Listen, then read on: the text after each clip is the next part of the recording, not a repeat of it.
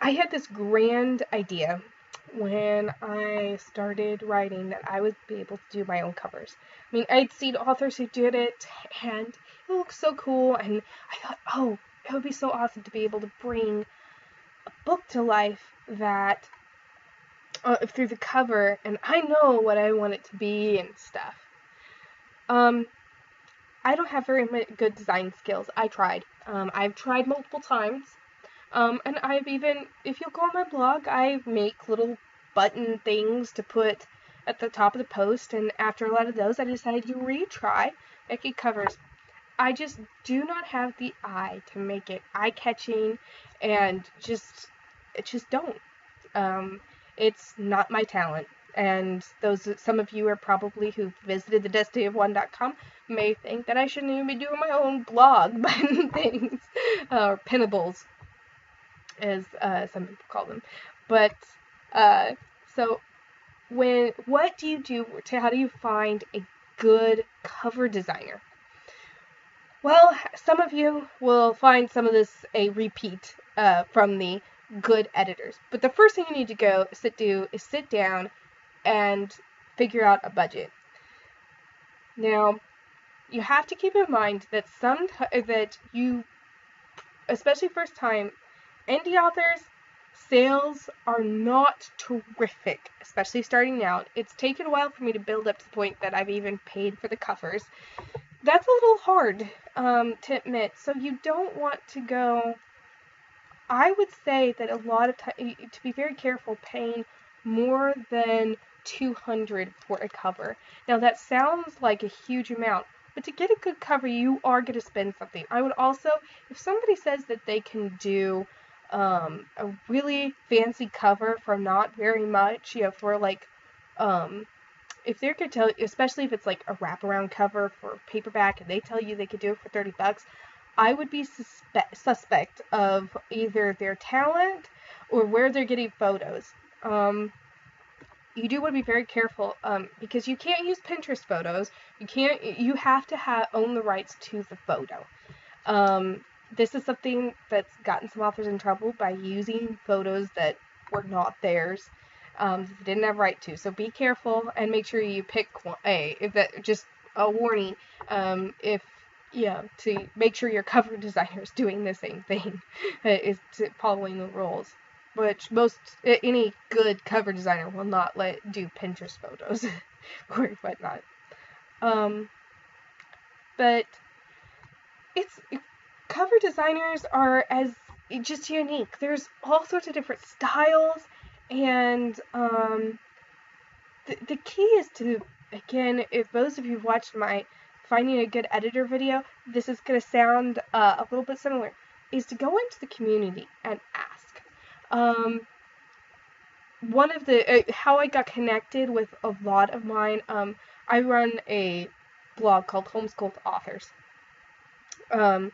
It is just a massive list of authors who are either homeschool students or graduates, and I've found that community to be extremely helpful when finding things.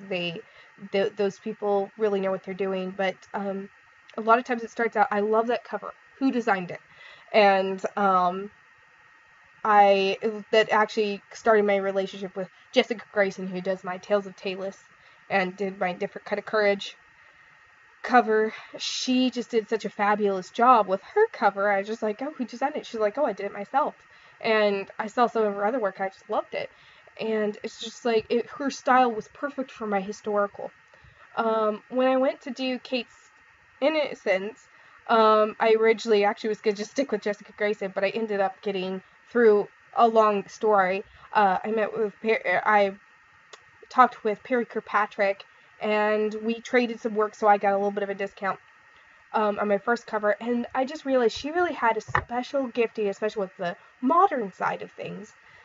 So I really am glad I went with her for my Kate's Case Files series. She's just done a fabulous job with those covers, both with Kate's Innocence and Kate's Capital, and I'm looking forward to this year seeing what she does with books at least 3. I'm hoping at least 4 and 5 also come out. But one of the key things is just to start talking with people. If you like a cover of another indie author, ask them, where did you get that cover? If you are looking for, a type of designer, sometimes you need to, and also you want a good fit. Perry Elizabeth's extremely professional. She's very nice as well, but she's also very professional. She has a very professional website, portals, private viewing areas for like your thing. It's really simple and very professional, well, clinical. Jessica Grayson and I are more Betty's pals. It's a little more informal. And some of it is also you want to look at how many revisions you get. Some designers are like, most designers worth their salt are going to limit the number of changes. They'll like come up with some basic designs, you pick one, and then they'll make 3 variations for you to pick from, with, open for correction of like the lettering and stuff. But they will have. But if you just really aren't sure, or you want to be able to change things, you want to look at how many revisions they'll allow. And also just cost. Another thing is if you have a budget, you do want to look at costs. There are some designers that are terrific. There's one designer, I absolutely love her covers. She does a fabulous job. But one of the ways she buys really expensive photos, and she has obviously a really good program, and she's worth the money people pay her, but I don't quite have it in my budget to be able to afford the covers that she designs, at least at this point. And so you do want to think of budget.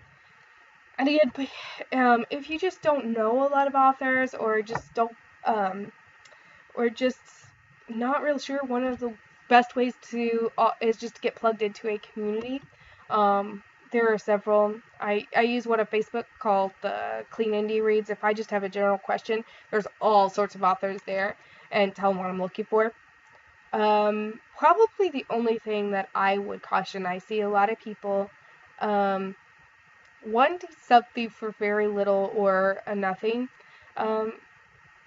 We need to, that I see, or impossible things.